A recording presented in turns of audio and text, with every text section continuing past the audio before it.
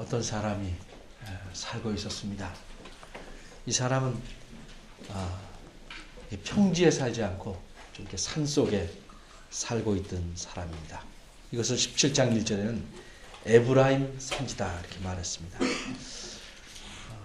여러분이 잘 아는 대로 야곱에게는 12아들이 있었는데 그 아들들마다 자기 족속의 조상이 됩니다. 그래서 그 족속을 우리가 지파라고 그러는데 그 중에 한 지파는 에브라임이라는 지파입니다. 이 지파가 차지한 땅에 산지가 있었는데 거기에 미가라는 이름을 가진 사람이 살고 있었습니다. 이 미가가 자기 어머니의 돈을 훔쳤습니다. 무려 은 1,100을 훔쳤습니다. 은 1,100이 얼만큼 되는가? 다른 예가 그 앞에 나오는데 삼손이 다른 여인, 영화에선 데릴라, 성경에선 들릴라 여인과 사랑에 빠졌는데 이 여인이 계속 조릅니다. 그 힘이 센 이유가 뭡니까? 근데 그렇게 조르게 된 이유는 뭐냐면 그 여인의 나라에 속한 성주들이 와서 내가 각각 1,100은을 주겠다 이렇게 말해요. 그러니까 성주가 만일 5이라면 5,500을 받는 거죠. 그게 얼마나 큰 돈일까?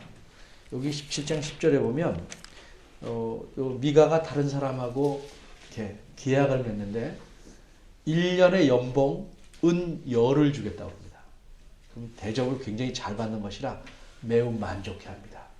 그러면 1년의 연봉이 은 10이니까 1,100은 몇 년치의 연봉이냐면 110년간. 그러니까 평생 쉬운 말로 팔자 고치는 거죠.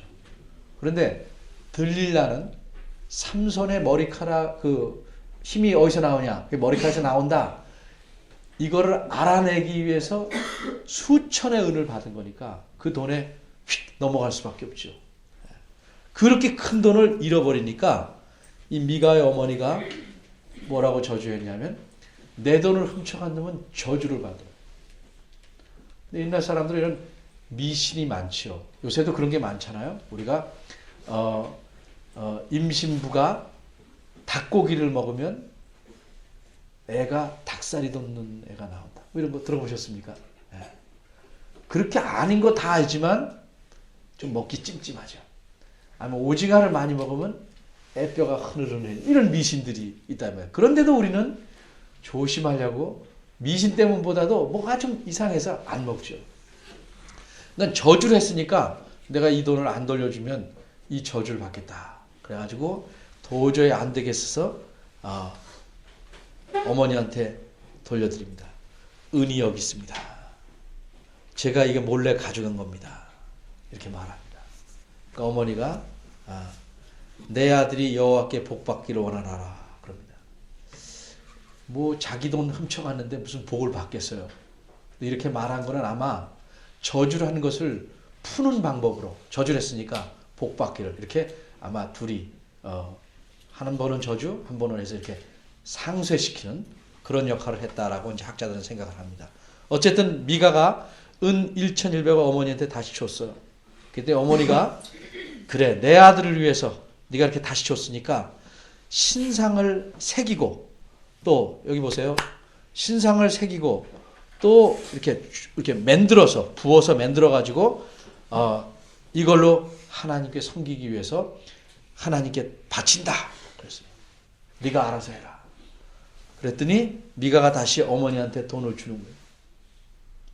그러니까 어머니가 그 중에서 200만 가지고 직접 은장색이라는 건 그 은을 잘 이렇게 다루는 사람한테 주어서 신상을 새겼어요. 그리고 또 이렇게 주조했어요. 신상을 만들어서 미가의 집에 두게 했어요.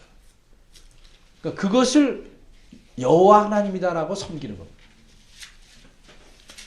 그 미가의 집에는 하나님을 섬기는 그런 집이 있었는데 거기다가 신상을 둘 뿐만 아니라 또 우리가 금방 읽었던 그 출애굽기 28장에 나오는 에봇.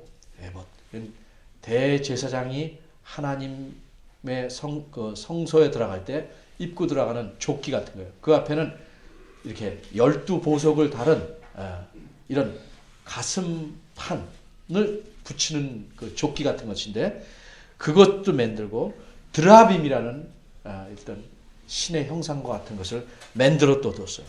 거기다 뿐만 아니라 자기 아들 중에 하나 쓸만한 애를 골라서 제사장을 삼았어요.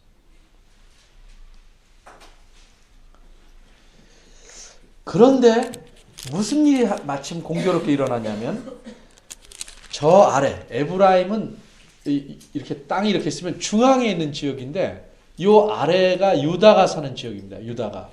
그리고 요 사이에는 이제 단과 베냐민이 사는데 마치 서울에서 충청도를 가려면 경기도를 거치는 거죠.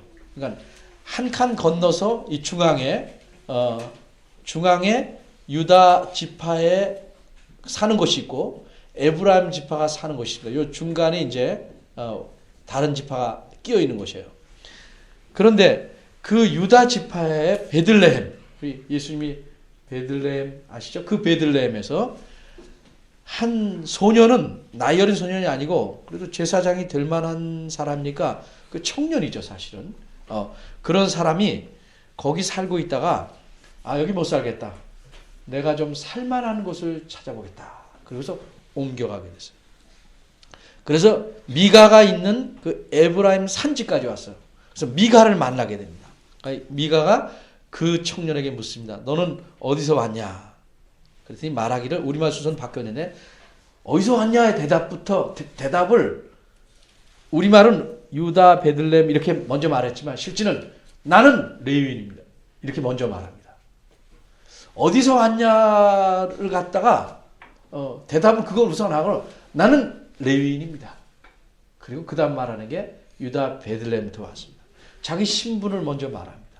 그 뭐냐면 이걸 이용해서 자기가 원하려는 걸 찾으려는 거죠.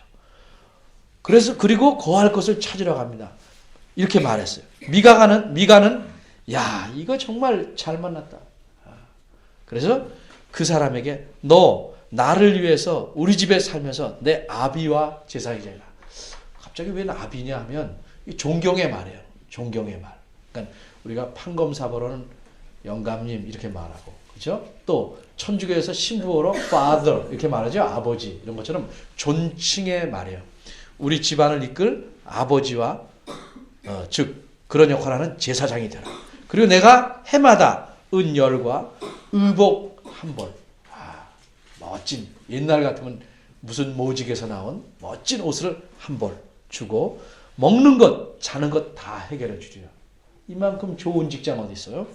그래서 레위인이 만족하고 거기 들어가서 삽니다. 참 재미있는 것은 이 성경을 기록한 사람이 아주 그 말 가지고 재미있게 표현했어요. 너는 내 아버지가 되라 그랬는데 들어가서 만족하고 살았는데 실제는 뭐가 됐어요? 그 소년이 미가의 아들처럼 되어버렸어요. 아버지가 되라 그랬는데 들어가서는 아들처럼 됐다. 이렇게 이제 재밌게 이야기를 하고 있어요. 그래서 그 미가가 이 만난 레위인 청년을 잘 구별해서 제사장으로 삼았어요. 그리고 그 집에서 살고 있습니다. 그리고는 미가가 생각해 이제 내 아들이 제사장인데 찜찜하거든. 내 아들은 레위인이 아니거든. 그러니까 이제 레위인으로 제사장을 삼았으니까 여호와께서 내게 잘해 주실 것이다. 복주된 말이 말이에요. 앞으로 여호와께서 내게 잘해 주실 것이다. 하고 흐뭇하고 아주 흐뭇하게 기대를 하게 됐습니다. 정말 여호와께서 그 사람에게 잘해 줄까? 이 어머니나 이 미가나 정말 진지합니다. 잘 하나님을 섬겨보려고 이것도 만들고 저것도 만들고 격에 맞는 제사장도 모시고 아주 진지하게 다 잘했습니다. 근데 과연 하나님께서 그에게 잘해 주실까? 그 집에 잘해 주실까? 오늘 설교 제목에 있는 대로 착각. 어머니도 착각했고 아들인 미가도 착각했고 레위인도 착각했어요. 이렇게 하면 내가 잘되고 하나님께서 내가 잘해 줄 것이다. 과연 그럴까? 자, 문제점을 우리 조목조목 생각해 보겠습니다. 우선 엄마, 자기 아들을 위한다고 그래서 여호와 하나님을 섬기라고 그러는데 그 돈 가지고 뭐예요? 신상을 만들어라. 신상을 새기고 신상을 부어서 만든다. 그리고 이 돈을 하나님께 바친다. 하나님이 분명히 이스라엘 백성한테 처음부터 강하게 말하는 게 뭐예요? 10계명, 2계명이 뭐예요? 절대 나를 섬긴다는 명목으로 내 형상을 만들지 말아요. 땅 위에 있는 것이나 땅 아래에 있는 거나 하늘에 있는 거 어떤 것이든지 나를 어떤 형상에 비유해서 만들지 마라. 절대 그건 안 된다. 근데 이 사람들은 그렇게 했어요. 내 돌려준 은을 모두 하나님께 바친다. 그 은이 얼마입니까? 은 1,100인데 얼마만 바쳤습니까? 200만 은장색. 은 세공하는 사람들 갖다 줬어요. 나머지 900은 어디 갔는지 말하지 않아요. 다만 다 바친 데 놓고 그 중에 5분의 1 정도만 갖다 놔요. 그리고는 하나님께서 이 아이에게 복 주시길 바랍니다. 미가, 이 아들 이름이 뭔지 아십니까? 미가. 이게는 히브리 말의 뜻은 뭐예요? 누가 하나님 같은가? 누가 하나님 같은가? 그가 굉장히 그 부모가 이름을 줬잖아요. 자기가 자기 이름 진 거 아니니까. 적어도 감히 누가 하나님 같은가? 이런 말을 쓸 정도면 하나님을 높이 여기는 사람께 쓴다 말이에요. 그러니까 적어도 그 미가에게 이름을 지어진 부모는 적어도 신앙이, 그렇죠? 네. 하나님을 높이는 정도의 마음을 가진 신앙의 집안이에요. 근데도 하는 수준은 뭐예요? 자기 엄마의 돈을 도적질했어요. 그리고 저주가 무서워서 돌려줬어요. 그리고 어머니가 주신 돈으로 신상을 만들고 자기 집에 신당을 만들고 거기다가 에봇과 드라빔까지 만들어 놓습니다. 거기다가 자기 아들 중 하나를 제사장으로 세워. 자기가 제사장까지 못하니까. 형상도 만들면 안 될 뿐더러 하나님이 뭐라고 말했냐면 아무 곳에서나 하나님을 섬기지 마라. 내가 정해주는 가나안 땅에 들어가면 그 한 곳에 모여서 모두 함께 모여 하나님을 예배하라. 이 원칙은 늘 살아있는 거예요. 우리가 어느 곳에서나 하나님 앞에서 살지만 이렇게 주일이 되면 모든 교회의 식구들이 함께 와서 예배하는 거예요. 그 정해진 곳에서 예배하게 돼 있다 이 말이에요. 그 18장 31절에 보면 그때 실로에 하나님의 집이 있다. 일단 성전이 세워지기 전까지는 거기 가서 모여서 함께 예배해야 된다. 또 에봇과 이런 에봇은 하나님을 공적으로 섬기기 위해서 만드는 옷이지 자기 개인용으로 쓰기 위해서 하는 것 아니야. 제사장을 세워요. 그러니까 마치 자기 집에다가 홀로 뭘 차려놓고 요새식으로 말하면 그 자기를 위해서 비는 목사를 하나 채용하는 거죠. 종교적인 일을 할 사람을 하나 채용하는 거죠. 주치는 가능하지만 그렇게 할 수 없는 것이다. 이렇게 해놓고 자기는 다 갖췄다. 제대로 구색을 맞췄다 해서 하나님께서 앞으로 내게 잘해 주실 것이다 라고 착각합니다. 이 베들레헴에서 온 이 젊은이는 레위인은 어디에 살아야 되냐면 레위인들이 살아야 되는 성이 있어요. 지파가 따로 없고 각 지파마다 성을 약 4개씩 줬습니다. 그래서 그 성 안에서 살고 그 성을 중심으로 살아가요. 물론 거기서 바깥으로 나올 수 있어요. 그러나 거처는 거기에요. 근데 이 사람이 유다 지파에 속했는데 유다의 베들레헴은 그 사람이 레위인들이 살 곳이 아니에요. 그러니까 벌써 그 성에서 나와서 여기에 베들레헴이라는 곳에 우거했죠. 머무르고 있었죠. 그러다가 시원찮으니까 다시 다른 곳으로 옮겨갑니다. 그래서 다른 지방으로 갑니다. 에브라임 지방으로 가서 미가의 집에 갔는데 임자를 딱 만났어요. 그래서 흥정을 합니다. 나를 어떻게 대우할 것인가? 해마다 연봉을 얼마요? 의복과 식물을 주겠다. 그래서 제사장이 되라. 아주 만족히 여기고 들어가서 합니다. 근데 이 사람이 제사장이 될 수 있는가? 레위인이라고, 제사장은 레위인에서 나오지만 레위인이 다 제사장 되는 건 아니에요.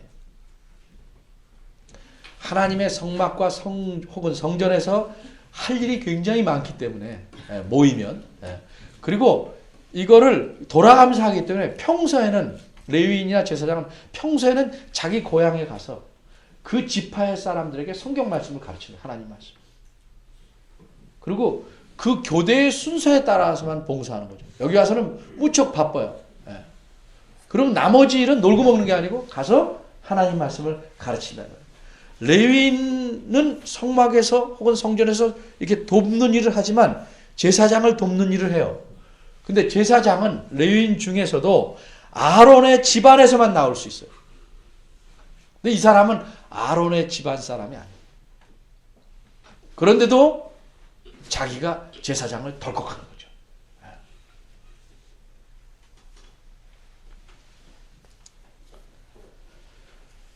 그렇게 해서 생계를 유지하고 정말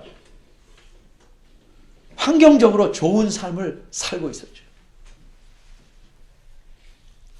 과연 잘 되었는가? 18장부터 이야기가 진행됩니다. 원래 17장부터 21장까지는 두 개의 이야기가 있습니다. 두 개의 이야기를 사사기를 기록한 분이 이렇게 집어넣었어요. 하나는 17장과 18장의 이야기, 즉 미가 이야기. 또 하나는 19장에서 21장까지 이야기. 둘 다 이야기가 다 레위인과 연관된 이야기예요. 동시에 지파와 연관된 이야기야. 여기 앞에 이야기는 무슨 지파냐면 단 지파야. 단 지파. 그러니까 여기 유다와 예루살렘이 있고 여기 단 지파가 있었어요.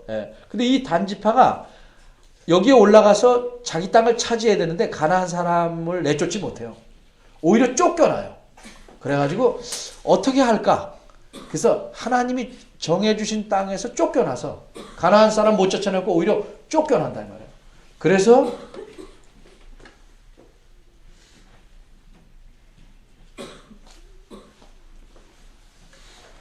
그래서 자기네가 살 곳을 찾아갑니다. 저 위로 올라갑니다. 그런데 19장부터 21장까지는 요 옆에 있는 베냐민 지파에 또 문제가 생깁니다.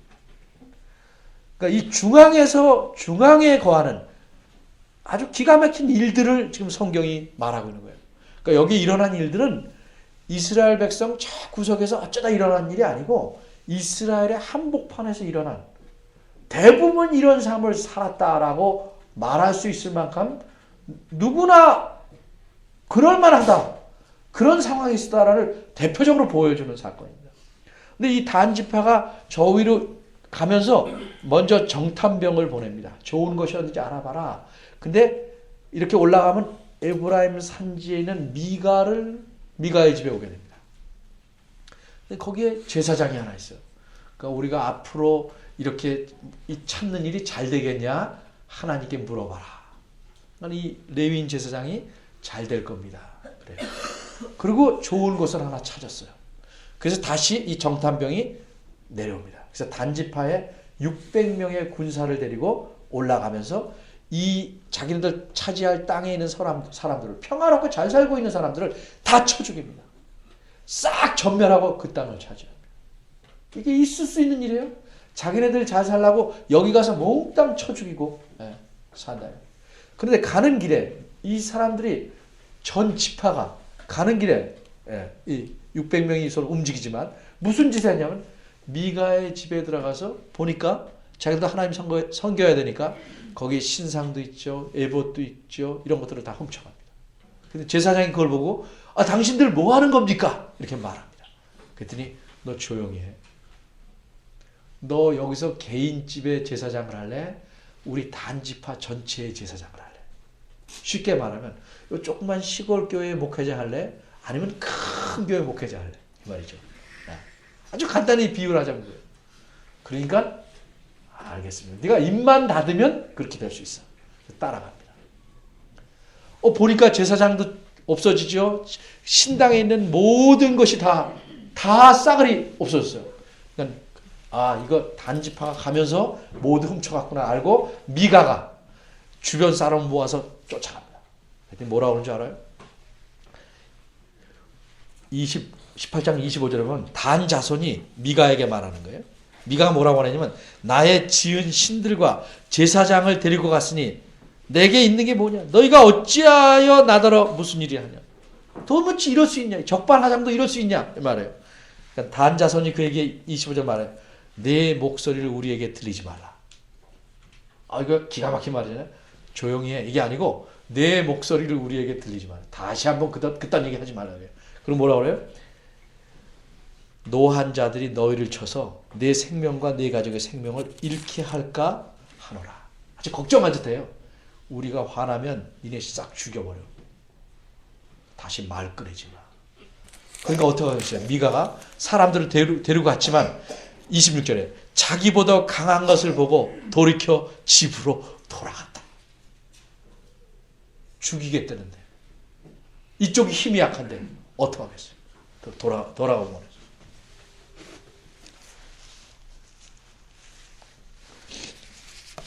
하나님께서 내가 이렇게 제사장도 만들고 세우고 다 하면 잘해 주실 것이다. 결국 어떻게 됐습니까? 만든 거 다 뺏기고 제사장까지 뺏기고 모든 걸 잃었습니다. 그리고 이 단지파는 후에 어떻게 됐냐? 이 사람은 이 단지파는 그걸 그렇게 해서 그 지파의 신당을 만들고 거기서 섬겼어요. 이게 나중에 이스라엘 나라가 망하게 되는 우상숭배의 본고지가 됩니다. 그러니까 한 가정의 문제가 지파의 문제가 되고 전체 나라가 망하는 일로 바뀝니다. 근데 더 놀라운 거는 이 레위인이 누구냐? 이 따라간 이렇게 좋은 직장을 찾아서 이렇게 레위인은 자기가 기업을 갖는 게 아니고 하나님이 먹여주는 대로 사는 사람이에요. 근데도 자기가 더 필요한 걸 찾아서 움직이다가 미갈 만나서 좋다고 하다가 그 다음에 단지파가 더 잘해주겠다니까 여러 가지 이유로 또 따라갔어요. 레위인 중에서 이게 행편없는 사람이 아닐까. 여기 성경은 30절에 보니까 그 사람 누구냐면 단 자손이 자기를 위하여 18장 30절에요. 그 새긴 신상을 세웠고 가져온 신상을 모세의 손자 게르손의 아들 요나단. 손자란 말이 바로 아버지 밑에 손자인지 조금 더 떨어진지 모르지만 적어도 이 사람은 누구예요? 모세 집안의 사람. 모세가 어떤 사람인지 우리 잘 알잖아요. 그 신앙의 가문, 하나님의 사람의 집안에 속한 자에게도 이렇게 타락한다. 그래서 결국 어떻게 됐냐? 이런 일이 계속돼서 왜 이런 일을 얘기하냐면 이 백성이 사로잡히는 날까지를 단집하는 나중에 주전 734년이니까 약 이때로부터 한 400년 정도 후에 그 지파가 몽땅 다 포로로 잡혀갑니다. 다 망하는 거죠. 왜 사람들이 이렇게 했을까? 그 이유를 중간중간에 써놓습니다. 근데 여기 앞부분에서는 17장 6절에 써놨어요. 지금 앞이야기 중에서는. 그때에는 17장 6절입니다. 이스라엘의 왕이 없으므로 사람마다 자기 소견에 옳은 대로 행했더라. 이 말 잘 생각하셔야 됩니다. 우리말에는 이스라엘의 왕이 없으므로 사람마다 자기 소견에 자기 보기에 좋은 대로 옳다 생각하는 대로 행해버렸다. 이 말은 무슨 느낌입니다? 무슨 느낌입니까? 만일 왕이 있었으면 그렇게 안 될 텐데 하는 느낌이 주죠. 그러니까 사사시대에 왜 이런 문제가 생겼냐? 왕이 없었다. 이렇게 말하는 것처럼 보인다 이 말이죠. 왜 이렇게 보이냐면 우리말 성경에서 왕이 없음으로 했기 때문에 여러분 잘 생각하세요. 오늘 성경을 잘 논리를 이해하는 거예요. 조금 어려운 면이 있지만 생각을 해야죠. 자, 요 6절에는 뭐라고 하냐면 그때에는 사사시대에는 지금 이 사사기를 언제 썼냐면 바로 현장에 쓴 게 아니고 언제 썼어요? 18장 30절 보니까 이 백성이 사로잡히는 날까지 있었다 하는 거니까 사로잡히는 것까지 다 알지요. 그러니까 먼 훗날 쓴 거죠. 사사시대에 있었던 일보다 몇백 년 뒤에 이걸 쓴 거죠. 그래서 그때는 왕이 없었다 이렇게 말해요. 그리고 쓰므로 가네요. 왕이 없었다. 그리고 사람들은 각자 자기 보기에 옳다는 대로 행했다. 이 두 가지 사실 말이에요. 그럼 우리말 성경은 뭐라고 하냐면 왕이 없었기 때문에 그렇게 했으니까 왕이 있으면 안 그랬을 것이다 하는 느낌을 주죠. 그런데 이스라엘이나 유다의 역사를 잘 보세요. 왜 사사기를 기록했냐면 니네 이렇게 하면 망한다 이 말이에요. 지금 잘 되고 있는데 자 우리 부모가 얘기할 때 공부 계속 안 하고 마음대로 하면 공부 안 하다가 망한 사람 얘기하죠. 그러니까 정신 차려라. 너도 계속 그렇게 하면 그렇게 된다. 지금 왜 사사시대의 이 슬픈 이야기, 아픈 이야기, 범죄에서 벌받는 얘기를 하냐면 지금 이걸 쓰고 있는 기록자가 처한 상황이 유다의 상황이 똑같거든 거의. 마찬가지로 망하게 되거든. 왕들이 유다 나라 역사를 쭉 보면 왕들이 뭐 조금 잘하는 왕들이 있지만 그 왕들도 다 결점이 없고 대부분은 다 못된 왕들이에요. 왕들이 모든 백성을 미혹하고 우상을 섬기게 하고 잘못하게 하고 그래서 그 왕 때문에 망하는 거예요. 그러니까 이스라엘과 유다의 역사를 보면 왕은 하나님을 배반하고 하나님을 거역하고 우상숭배의 장본인이에요. 국민들을 그로 지도해서 끌고 간 사람들 대부분이. 그러니까 왕이 한 역할은 좋은 역할을 한 사람도 몇몇 있지만 대부분 나쁜 역할. 솔로몬 우리는 좋은 면만 기억하죠. 솔로몬은 어떤 사람이에요? 처첩을 천이나 정략적으로 결정해서 그 부인들이 혹은 첩들이 전부 자기 나라의 신들을 갖고 들어와요. 우상 숭배가 본격적으로 시작하게 하는 왕이에요. 좋은 점도 있지만 이스라엘을 망하게 하고 그 이후에 어떻게 됐어요? 나라가 갈라지게 한 장본인이죠. 그러니까 그런 왕을 생각하는데 그런 왕이 없었다. 그러므로 그렇게 말할 수 있겠어요? 그렇게 말하는 것보다는 왕의 역할은 대부분 뭐예요? 백성들을 나쁘게 하고 우상을 숭배하고 미혹하게 하는 거예요. 잘못되는데 이끌어가는 거예요. 그런 왕이 없었다.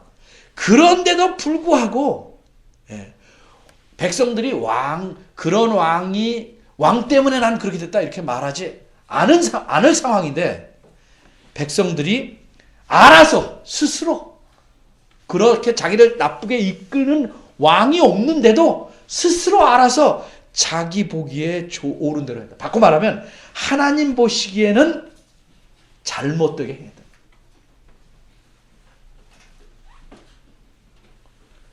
백성들이 하나님 섬기는 것도 자기식으로 하나님의 명령이 분명히 있음에도 불구하고 무시하고 하나님의 율법과 말씀을 다 무시하고 스스로 그렇게 이끌어가는 사람이 없음에도 불구하고 스스로 그렇게 악하게 했다는 거죠.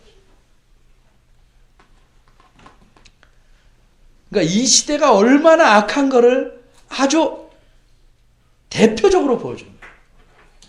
다음 시대에는 왕이 있어서 그렇게 이끌어갔다고 하자. 그런데도 여기는 왕이 없었는데도 그따위로 살았다는 거죠.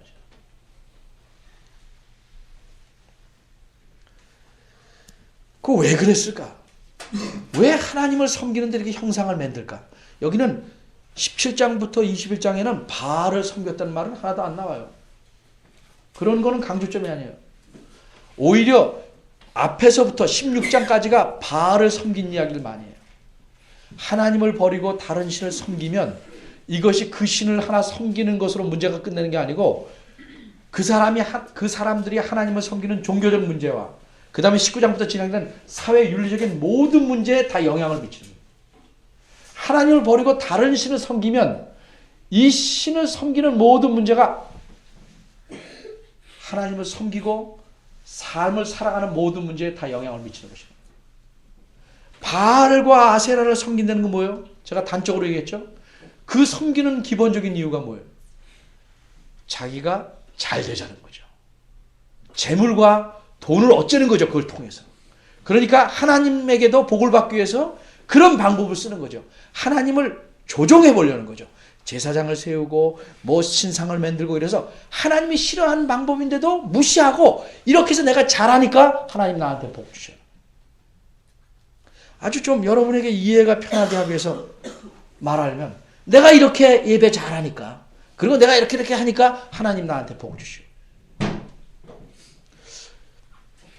앞에 신명기 이런 데 보면은 참 하나님이 나만 섬겨라 그러면서도 뭐라고 말씀? 나를 섬기지 않는 자는 저주를 받는다 이렇게 말해요. 말씀해요. 근데 그 다음에 말씀이 뭐냐면 나를 기쁘고 즐겁게 섬기지 않는 자도 저주를 받는다. 하나님이 자기를 섬기라고 원하는 것은 겉모양만 말하는 게 아니죠. 네 좋은 대로 하려는 거 아니죠. 정말 중심으로. 그런데 하나님 말씀대로 하기를 원하는 거죠. 우리 지지난번 설교에서도 말씀을 드렸습니다만 왜 이렇게 급격하게 악해질까? 여호수아가 죽은 뒤에 장로들도 죽은 뒤에 새로운 세대가 일어났죠. 그 부모들이 위에 사람들이 가르치질 않아요. 여호와도 알지 못하고 여호와께서 하신 일을 알지 못하고 바꿔 말하면 하나님에 대해서 알지 못한다. 아주 쉽게 말하면 하나님 말씀을 제대로 알지 못한다. 하나님이 무엇을 요구하시고 무엇을 기뻐하시는지 전혀 알지 못한다. 그저 내가 하나님을 섬기기만 하면 된다. 내 식으로 섬기는 거예요. 내 좋은 대로 신앙생활 하는 거죠. 그리고 잘 될 것이다 라고 기대한다. 하나님은 자기 명령과 자기의 규례를 어기고 자기 식으로 하나님 섬기는 자를 결코 잘 대해주지 않아요. 착각하지 마십시오. 혹시 어려운 일에 처하면 하나님의 연민 때문에 구해주실 수도 있지만 결국 그 사람을 잘 대해주지 않죠. 내 식으로 다 하면서 어찌 하나님이 나한테 잘해줘라 그렇게 할 수 있겠어요?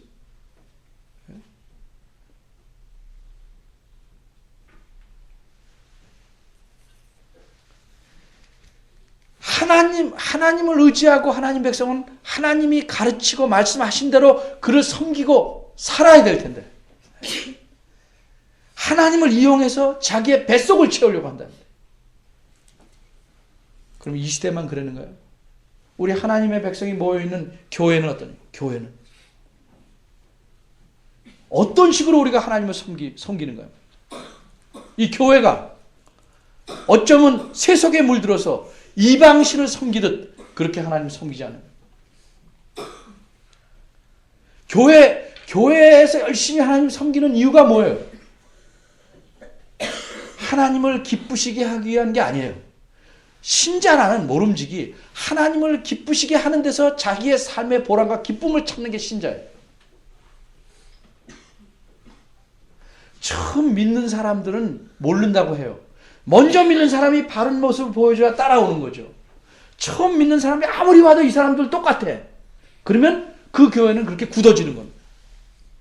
한국 교회의 전반적인 현상이 그렇지 않다고 말하면 고개 설레설레 흔들 사람들이 많죠.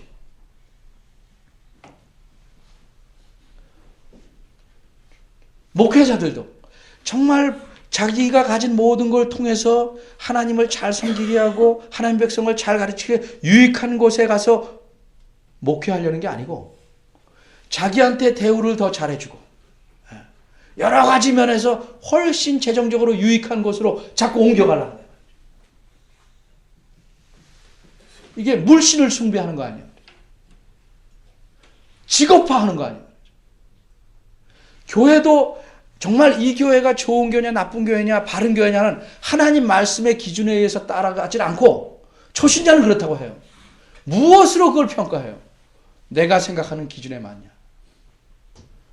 나한테 편하냐? 내가 놀고 먹을 수 있냐? 그것이 뭐가 다르냐 말이죠.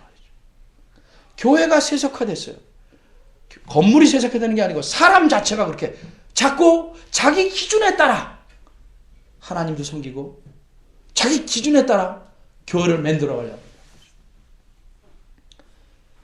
목사님들이 참 창피한 일이지만 많은 교인들을 그저 주일날 예배만 보고 가면 되는 것으로 가르쳐 온다.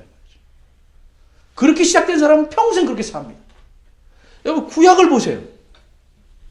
그렇게 하나님을 섬기는 것입니다. 찍고 갑니까? 서울, 대전, 광주 찍듯이 찍고 갑니까? 아주 초보일 때는 어쩔 수 없죠. 온전히 하나님을 섬기는 데 힘쓰고 내식이 아닌 하나님의 말씀이 요구하는 대로 해나가는 것이 아니고 자기의 부족함은 늘 자기보다 못한 사람을 비교해서 이 정도면 잘한다. 이걸 보시고 하나님 나한테 잘해 주실 것이다. 이렇게 착각하지 마라.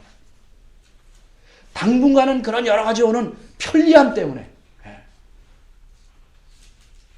나름대로의 좋은 것이 있을지 모르죠. 편함이 있을지 모르죠.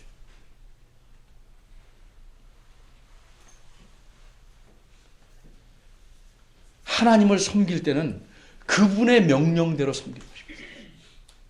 하나님의 백성이 모인 교회도 마찬가지입니다. 어떤 교회를 이루어갈 것인가, 어떻게 하나님을 섬길 것인가는 목사의 생각, 여러분의 생각이 아니고 성경 말씀에 맞게. 그래서 어떻게 하면 더 성경에 맞을까를 찾아가는 거예요. 여러분이 다 100% 원해서 성경과 다른 이것을 하자라고 할 때 목회자는 쫓겨날 각오로 반대해야 되는데 어떻게 합니까? 일단 그렇게 해서 시간이 되면 데리고 오자. 그런 예는 생기지 않습니다. 저들이 부족하니까 우선 허용하고 들어 안 됩니다. 하나님은 자기의 기준을 절대 낮추지 않습니다. 이스라엘 백성한테 내 수준에 맞춰서 올라와라 계속. 교회는 성경 말씀의 그 높은 수준을 늘 목표로 하고 살아가야 됩니다. 그렇게 하지 않으면 우리는 모두 착각 속에 사는 미가처럼 될 것입니다. 우리가 해놓고 이 정도면 잘했다. 만족하는 생각으로 하나님께서 우리에게 복 주실 것이다. 그런 착각을 빨리 버리셔야 됩니다.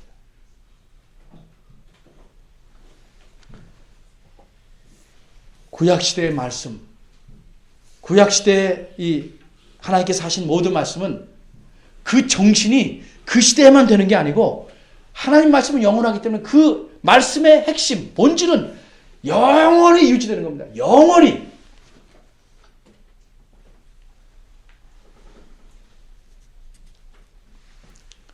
우리가 세속에 물들어 살면 교회도 금방 세속화 됩니다. 그리고 우리가 합의하면 그게 좋은 것인 줄 알고 늘 또 그렇게 살아갑니다. 늘 하나님 말씀을 기준해서 착각하지 말고 내 식으로 하나님을 섬기려고 하지 말고 하나님이 원하시고 명하는 대로 하나님을 섬기는 교회 되기를 바랍니다. 기도하겠습니다. 하나님, 주의 말씀을 통해서 저희 자신들을 돌아보게 하시옵소서. 우리 안에 이 정도면 됐다 생각하는 것들을 무너뜨리게 하시고 참 하나님 말씀에 한 발자국이라도 더 가까이 더 그 말씀의 뜻을 더 잘 실행하려고 애쓰고 마음 기울이는 저희들 되게 하시옵소서.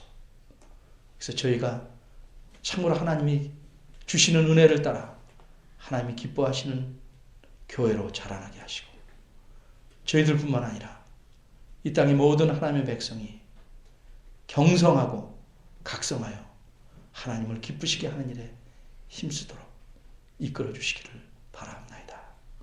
예수님의 이름으로 기도합니다. 아멘.